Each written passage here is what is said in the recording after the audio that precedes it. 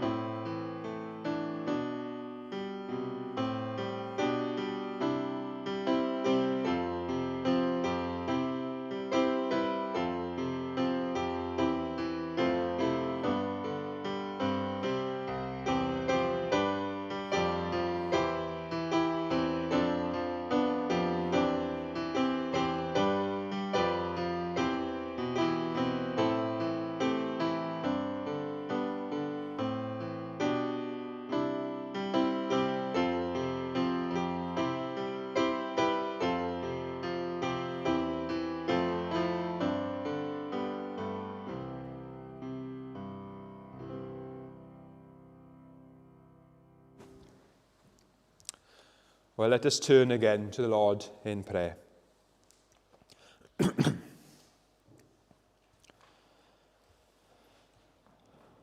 O Lord, we thank you that we find ourselves here again tonight. We thank you that you have granted us health and means to come here tonight.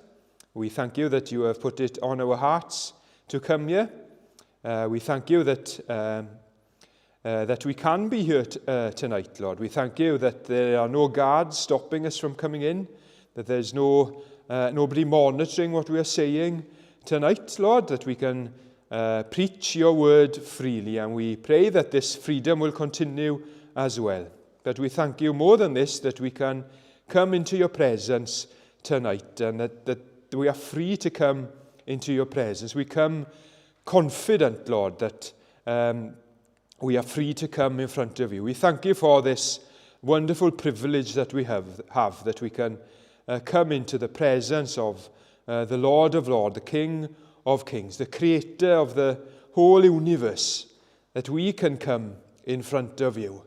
It is amazing, Lord, that you desire to hear from us, that you desire to be with us. There's nothing special about us. There's nothing we can give to you.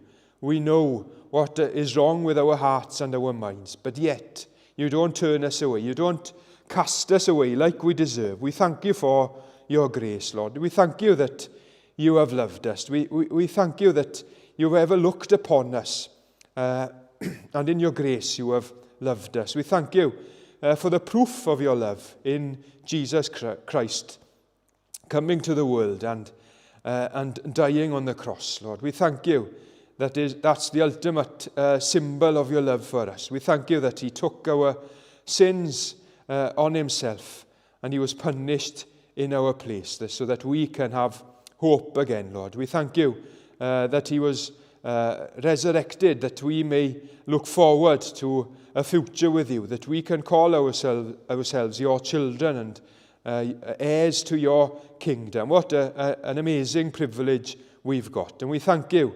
that is for people like us, Lord. And we come and praise you tonight. Thank you that you are worthy of our praise, that you are the true and living God. We see so many idols around us, Lord. We see so many other religions, and people are so committed to them, and we know but they are empty things and they can't satisfy. But we have the true God, the one that can satisfy our souls. And we thank you. And we ask that you would help us to show other people our love for you and your love for us as well, Lord. We pray that we would be witnesses wherever we are, Lord. You have called us. We thank you that you have called us to be in Carmarthen and in the area. And we ask that you would use us to be witnesses for you, to be your ambassadors.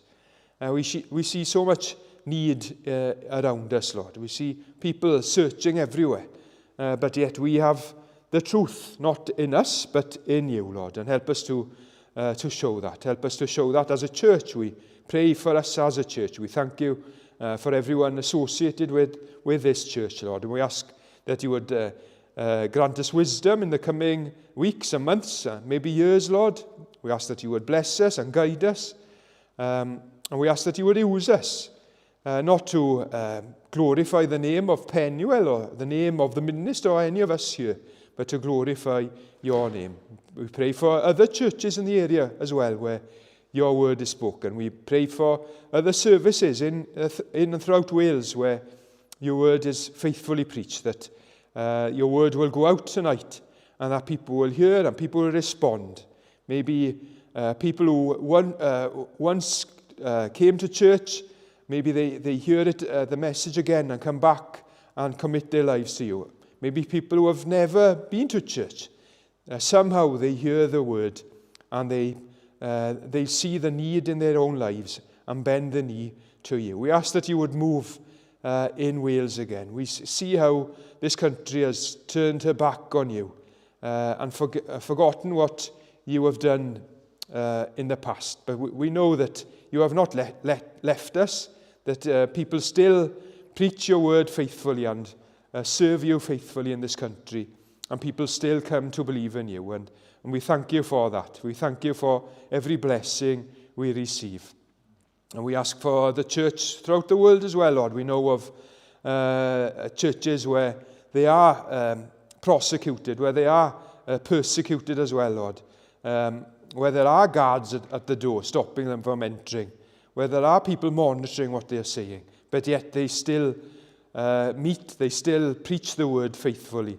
And we ask that you would be with them, that you would bless them, and we thank you that your church is growing throughout the world, that things might look and feel dry in our country, but thousands and millions of people are coming to believe in you and coming to life through you, Lord. And we thank you for this. We pray for the church in Ukraine and the surrounding countries now as well, Lord. We pray for the situation there, that you would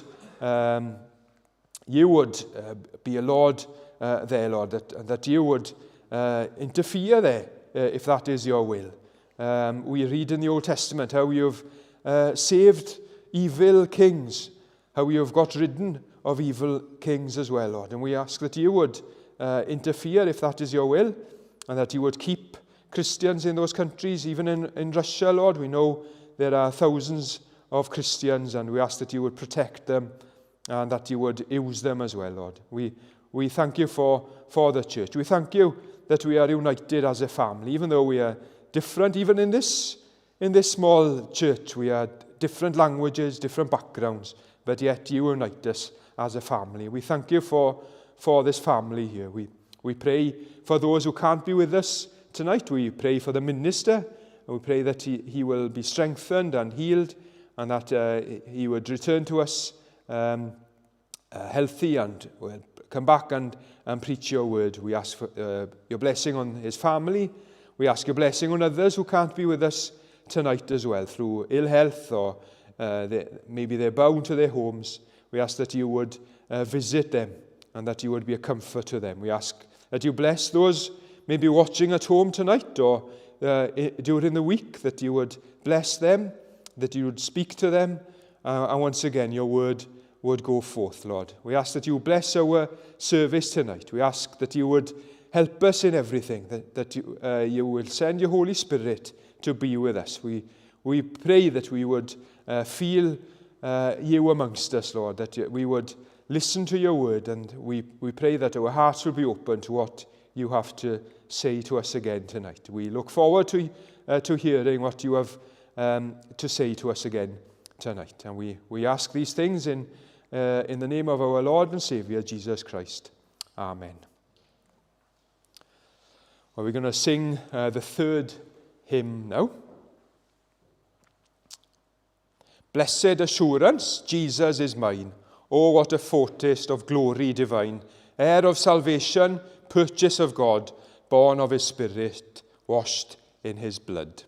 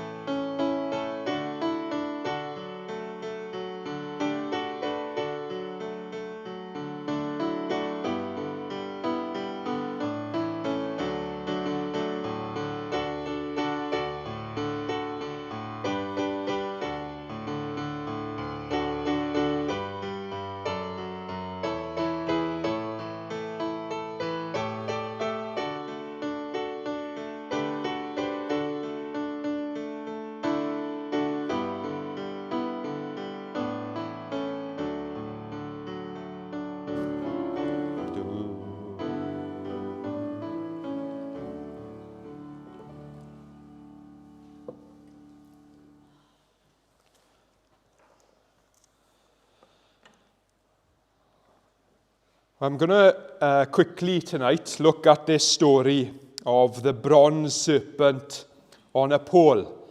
I think Aron referenced the story. Maybe it was Easter Sunday. I think he referenced this story. So it might be good for us to look at the story a bit more closely. And also, Jesus refers to this story. So what better reason than to look at the story a bit more in depth. Now, Jesus mentions the bronze serpent a verse or two before, probably the most famous verse in the Bible, in John 3, verse 16, of course. John 3:16, the most famous verse, I'd imagine, in the whole Bible. For God so loved the world that he gave his only begotten Son, that whoever believes in him should not perish but have everlasting life. But a couple of verses before then, as I said, Jesus refers to this story of the bronze serpent, the bronze snake being lifted up in the desert. He says like this, "And as Moses lifted up the serpent in the wilderness, even so must the Son of Man be lifted up, that whoever believes in him should not perish but have eternal life." Well, that's what that's what I want to look at tonight. Then is the story of the bronze serpent and why Jesus looks back to the story and refers to the story, and how it's a symbol, really, and there are multiple symbols in the story of Christ and his sacrifice for us, and also then thirdly what we can learn from it as Christians and also as non-Christians. So the story of the bronze serpent. So we have a story about snakes. So I don't know if you like snakes. I'm guessing most people aren't that keen on snakes. But luckily in Wales we don't have many snakes, do we? Very rarely we see snakes. I remember Martha running to us when she was small, saying there's a massive worm in the garden. And it was a snake. It was a grass snake. And that's the only time I think I've seen a snake ever in Wales. But obviously they're more common in other parts of the world. And unfortunately for the Israelites, they were walking through one of those areas. They weren't walking through Wales. And they were walking through a desert, and they were surrounded by poisonous animals. We read in Deuteronomy 8 that they were walking through a great and terrible wilderness in which were fiery serpents and scorpions. And it was a thirsty land where there was no water. So the Israelites were walking through this desert. They didn't have protective equipment with them. They were wearing their sandals, and there were scorpions and snakes, and just the risks of being in a desert. Usually, or definitely, they would have died. All those years in the desert, God sustained them. God kept them safe. He kept the scorpions. He kept the snakes away. Otherwise, they would have surely died. God provided for them. But that in this story, in Numbers 21, we read that God took away his protection. In verse 6, we read, "And so the Lord sent fiery serpents among the people, and they bit the people, and many of the people of Israel died." Well, why did God send fiery serpents? Why did he stop protecting his people? Well, the Israelites had rebelled. They had rebelled against God. In verse 5, we read that they are complaining to Moses about their treatment in the desert. They spoke up against God and against Moses in verse 5. "Why have you brought us up out of Egypt to die in the wilderness? For there is no food and no water, and our soul loathes this worthless bread." They're complaining here. They're saying there's no food and no water. Well, first of all, there was food and there was water. God was providing for them. And they're complaining now about the worthless bread, the miserable food, I think it's said in the NIV translation. They were complaining here. They had gotten so far, so near, but yet so far. They had almost reached Canaan, the promised land. They had almost reached, they just had to walk through a little bit of the country of Edom. So in Numbers 20, the preceding chapter, Moses sends ambassadors out to the king of Edom, and he asks them permission to walk through the land. And he says, we won't disturb you, we'll just go quickly, we'll pop over into Canaan. We won't take any of your food or your livestock. We won't cause you any problems. But the king of Edom came out with his army against Israel and forced them out. So they had to take a long detour. So they were completely fed up now. Have you been on a long journey and you have to do a detour? It's quite frustrating, isn't it? You know, you come home, especially late at night on the M4, you think, oh, I'll fly down here now. And the M4 is closed and you have to detour through Newport or Bridgend or somewhere you're not familiar with. It's very frustrating. I remember years ago, myself and my brother and a friend went to Durham, all the way up to the northeast, to watch cricket. Why we went there, I don't know. England versus West Indies, we went up, and it rained all day. We'd gone all the way, and we didn't see a single ball. Not a single ball. And it was very frustrating. We felt fed up. And that's how the Israelites felt. They felt fed up. And they started complaining. And you see how the evil one works, don't you? Satan comes in and reminds them that they're in a desert with no food and no water. The saying is, the way to a man's heart is through his stomach, isn't it? That's what the devil does here. And notice they start complaining about the food that God is providing for them. Our soul loathes this worthless bread. This is the bread, manna, the manna that God had provided for them miraculously. And yet, here they are, complaining about it. Well, just a little tangent from our journey. It's easy for us to judge the Israelites, isn't it? But are we similar to the Israelites? Do we complain sometimes to God, even though God sustains us and gives us so much? Do we find ourselves complaining or maybe feeling we don't want to read the Bible? The Bible is our daily bread, isn't it? Bread from heaven. Do we find ourselves sometimes complaining and feeling not up to it? Oh, it's easy to judge the Israelites, but sometimes we're the same, aren't we? So the Israelites then are complaining. They're turning against Moses, turning against God. So God, to bring them back, punishes them and lets the snakes attack the people. They were poisonous snakes. And we read in verse 6 that many of the Israelites died. It's so sad that they had to reach that point, and that God felt he had to punish them for them to come back and ask and seek forgiveness. Because we read then in verse 7, therefore the people came to Moses and said, we have sinned, for we have spoken against the Lord and against you. Pray to the Lord that he take away the serpents from us. So Moses prayed for the people. Then the Lord said to Moses, make a fiery serpent and set it on a pole, and it shall be that everyone who is bitten, when he looks at it, shall live. So Moses made a bronze serpent and put it on a pole, and so it was. If a serpent had bitten anyone, when he looked at the bronze serpent, he lived.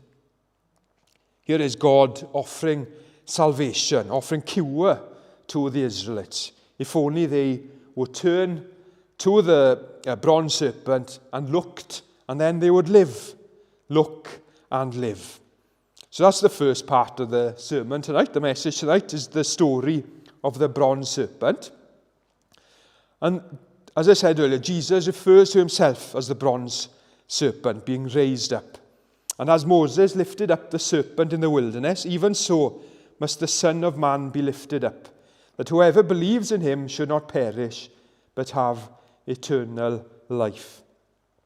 A second thing I want to look at is the types and the shadows that we have of the gospel in this story in Numbers 21. There are many, many shadows of Christ on the cross here. I think the first one is to notice that it is the serpents. The serpents are the enemy of the Israelites here in this story. And of course, our enemy is the serpent as well, isn't it? The serpent in Eden tempted Adam and Eve.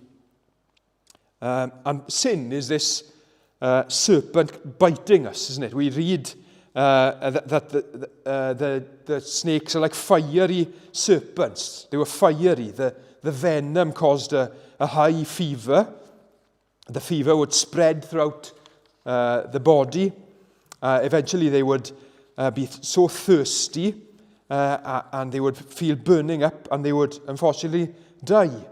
And in Ephesians, Satan's temptations are referred to as fiery darts, because sin can be like the snake's venom, can't it? It can burn inside us. It can look attractive, but actually it'll consume us like a fire. And it makes us thirsty. Sinning makes us thirsty for more, because it doesn't satisfy. We thirst for more and more, and we try more things to assuage that thirst. We are walking, like the Israelites, through a desert, surrounded by snakes, by these fiery darts of the Satan. It's our problem, exactly like the Israelites, sin. And it's the same. Our salvation is the same. It is through God alone we are saved. It's only God who could have come up with this salvation. If you look on the outside, it's quite a bizarre remedy, isn't it? If you were bitten by a snake, say you were in Australia and you were bitten by a snake and you went to the hospital and they said, well, just look at this bronze serpent and you will be cured. Well, you'd look twice at the doctor. But that is what God is prescribing here.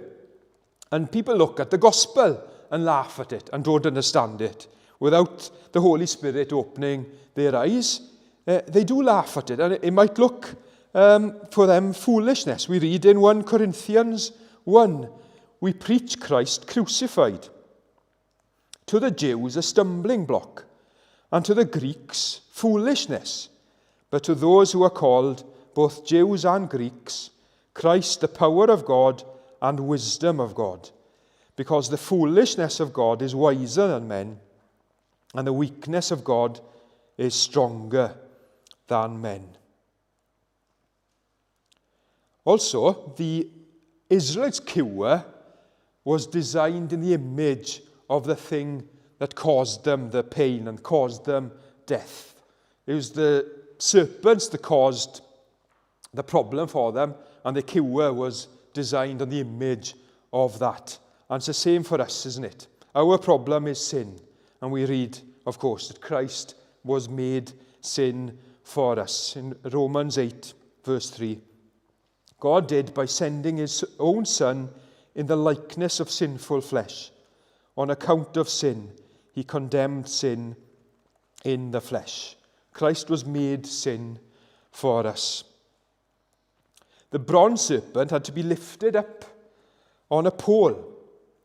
And that reminds us, doesn't it, of Christ being lifted up on a pole or a wooden cross. The serpent had to be lifted up, and it was a symbol. It was a shadow of Christ being lifted up on the cross and conquering Satan, fulfilling that promise. Remember, right at the beginning in Genesis 3, God promises the serpents that he shall bruise your head. That's another shadow we have in this story. Another one is that the Israelites came to salvation through faith. They only had to look at the serpent and believe. It was through faith. It was listening to God's word, believing in it, and looking. It reminds us of the words in Isaiah 45. Look at me and be saved.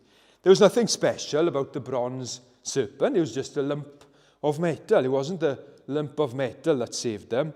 It was God who saved them. It was their faith in God. They had listened to the word of God, and they believed and looked. It's important for us to remember this, because symbols of religion people can put their trust in symbols of religion, can't they? Maybe the cross. It's not the cross that saves us. You can see people wearing crucifixes and they're far away from God. There are many symbols of religion, aren't there? The chapel, the family tradition, the hymn book, lots of symbols. We can't put our faith in those. You see, the Israelites actually started putting their faith in the bronze serpent and not in God. They had reached Jerusalem, they had reached the promised land, we read in the Old Testament, but yet they still looked at this bronze serpent. We read in 2 Kings 18 that Hezekiah the king, centuries after this story in Numbers 21, that he had to do what was right in the sight of the Lord. And what he did was he broke in pieces the bronze serpent that Moses had made. For until those days, the children of Israel burnt incense to it. So the Israelites in Jerusalem had perverted the bronze serpent. They started burning incense. They started sacrificing to the bronze serpent. In effect, they were worshipping this lump of metal. They'd forgotten that their ancestors were worshipping God, not the bronze serpent. And people can do this today, can't they? They can worship the things of religion without worshipping God. It's not symbols, it's not traditions that save us. It is faith in Christ. Look at what the first thing that the Israelites did in the desert. They came to their senses, and in verse 7, they realized, "We have sinned, for we have spoken against the Lord and against you." They came to the realization that they had sinned, that they needed forgiveness, that they had to ask God into their lives. That's the first step for us as well, isn't it? To realize that we are not right with God, that we have sinned, and that we have to ask him for his forgiveness. We also have to look, don't we? The Israelites had to look at this bronze serpent. The bronze serpent was raised up high on a tall pole, obvious to everybody. But if somebody turned away and didn't look, they were sure to die. They had to look. Christ tonight is being raised up in front of us. Are we ready to look at him? Or are we going to put our faith in ourselves maybe, or traditions, or symbols, or somewhere else? We need to look at Christ. Matthew Henry said, "But whoever looked up to this healing sign, though from a outmost part of the camp, though with a weak and weeping eye, was certainly healed. So whosoever believes in Christ, though as yet but weak in faith, shall not perish." The story here, or the message of the story here, is to look and live. Now this reminds me of the story of Spurgeon's conversion. We hear a lot about Spurgeon in this church, don't we? Aron's a big fan of Spurgeon. But he became a Christian on the 6th of January 1850, when he was just 16. And he was walking to his church, and the snow was so heavy, he couldn't reach the church. So he turned into this little chapel, and there was only about 15 people there. And the minister had failed to turn up, a bit like tonight. He'd failed to turn up. And this shoemaker had got up to preach. And he didn't have all the words, he didn't have all the training, but he stood up. And I'm not going to try the Essex accent that they had. I'm not going to submit you to that. But he stood up and said like this, "My dear friends, look now, looking don't take a deal of pain. It ain't lifting your foot or your finger. It is just look. Well, a man needn't go to college to learn to look. You may be the biggest fool, and yet you can look. Anyone can look. Even a child can look." Then he went on to say about Christ, speaking, "Look unto me, I am sweating, and great drops of blood. Look unto me, I am hanging on the cross. Look unto me, I am dead and buried. Look unto me, I rise again. Look unto me, I ascend to heaven. Look unto me, I am sitting at the Father's right hand. O poor sinner, look unto me, look unto me. And he looked straight at Spurgeon, who was sitting in the back. Young man, look at Jesus Christ. Look, look, look. And Spurgeon says he felt like as when the brazen serpent was lifted up, the people only looked and were healed. So it was with me. I had been waiting to do 50 things, but when I heard that word, look, what a charming word it seemed to me. Spurgeon had been trying to save himself. He was trying to do all the right things. But in that little chapel, when he was 16, he realized that all he had to do was put his faith in Christ. All we need to do is look. Not to put our faith in anything else, just to look at Christ. If you're not a Christian tonight, here or watching at home, have you looked at Christ? Have you bent the knee and looked to him for your cure and salvation? I think the last shadow that we can see in this story is that Christ was raised up, that the bronze serpent was also raised up. And that's our role, isn't it, as Christians and as a church, is to raise Christ up, to raise him up on high so that people can see him. We've got nothing as a church to offer anyone, have we really? We haven't got anything entertaining to offer them. We haven't got any geniuses to offer to the world, but we can offer Christ to them. Like Paul says in Galatians 6, but God forbid that I should boast except in the cross of our Lord Jesus Christ. Are we boasting in our Saviour in our lives? Are we raising up Christ in the way we live our lives, how we deal with others? Look what happens when people come to see God. Whoever believes in him should not perish, but have eternal life. Amen.